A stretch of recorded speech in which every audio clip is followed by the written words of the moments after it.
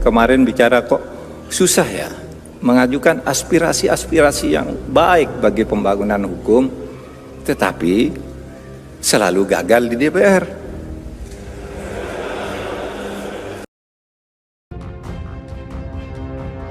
Dalam acara dengar pendapat antara Pak Mahfud MD dengan Komisi 3 minggu kemarin, Pak Mahfud mempertanyakan kenapa lama diputuskan RUU perampasan aset untuk jadi undang-undang. Maka video sebelum ini menjawab dengan terang dan jelas bahwa ternyata yang menentukan anggota DPR adalah para ketum yang harus dilobi para ketum tersebut kalau ingin pemberantasan korupsi tuntas. Karena RUU baru bisa menjadi undang-undang kalau disetujui oleh DPR. Dan kalau para ketum tidak setuju atau belum menyetujuinya, ya lupakan. Akan jadi lama seperti saat ini. Karena sesungguhnya jangan-jangan Indonesia memang para ketumnya tidak ingin Indonesia bebas dari korupsi di Indonesia. Jadi kita kira selama ini wakil rakyat itu beneran mewakili rakyat, ternyata mewakili ketum. Oke, kita lanjut ya. Bayangkan dengan adanya undang-undang perampasan aset, maka para koruptor bisa dimiskinkan selain dihukum mati. Perampasan aset itu penting karena selama ini yang menikmati adalah anak dan istri pejabat tersebut. Jadi kalau koruptornya dihukum mati, hartanya dirampas, keluarganya belajar bahwa mereka selama ini hidup dari uang haram, uang maling. Jangan sok pamer dahulu seperti yang selama ini Anda lakukan seakan-akan dunia dalam genggaman.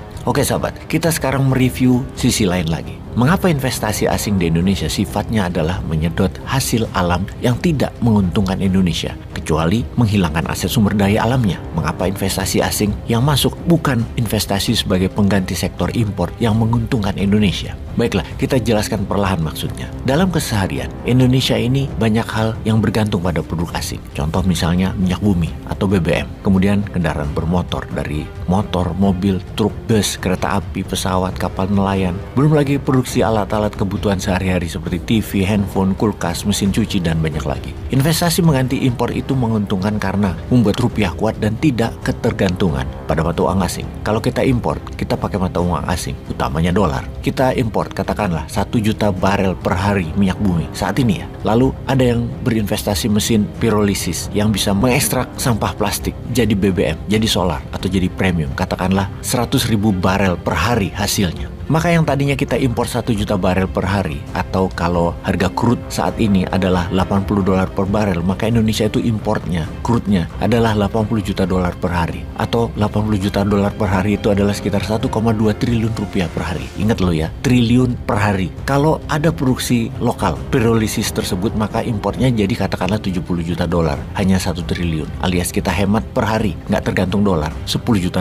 Pirolisis karena beli plastik bekasnya rupiah dan dijualnya rupiah, katakanlah harga premium sekarang adalah Rp10.000 per liter, maka tidak ada kebutuhan dolar, rupiah muter di rupiah. Itulah yang namanya investasi yang mereplace atau menggantikan impor. Pabrik Tesla kalau di Indonesia, pabrik handphone Samsung kalau di Indonesia, namanya mereplace impor. Itu program dedolarisasi, program penguatan rupiah. Kalau kita bisa perlahan mereplace impor, maka Indonesia akan menjadi negara mandiri. Nah ini yang jadi pertanyaan, mengapa asing tidak invest di Indonesia kecuali yang menjual sumber daya alam? Maka suatu hari nanti pasti Indonesia akan kehabisan sumber daya alamnya. Dan Indonesia tidak bisa bertahan karena kita bukan negara produsen untuk kebutuhannya sendiri. Tidak bisa kita penuhi. Malaysia ketika Anwar Ibrahim saat ini menjadi Perdana Menteri, investasi asing mendadak banjir masuk ke Malaysia sehingga pertumbuhan Malaysia luar biasa meningkat dalam 6 bulan terakhir. Dalam 1 tahun terakhir ini meningkat 14,2% dari 8,9% kenaikan semester sebelumnya. Kok bisa? Tesla pun memilih dibangun di Malaysia. Tesla yang menjual mobil 5 juta per tahunnya, 5 juta unit per tahunnya, akan memproduksi 1 juta mobil di Malaysia.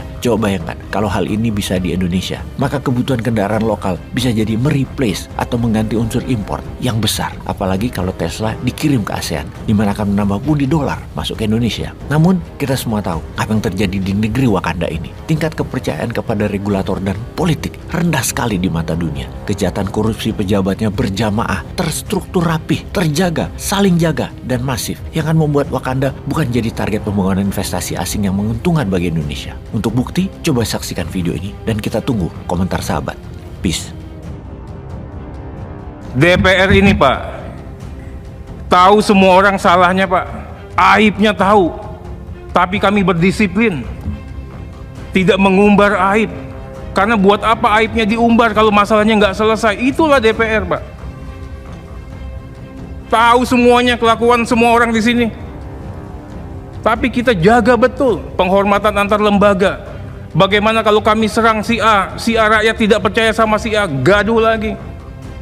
Bagaimana kalau kita lihat polisi nggak benar, kita katakan polisi nggak benar, gaduh lagi. Kita tahan Pak, selalu kita katakan mereka baik.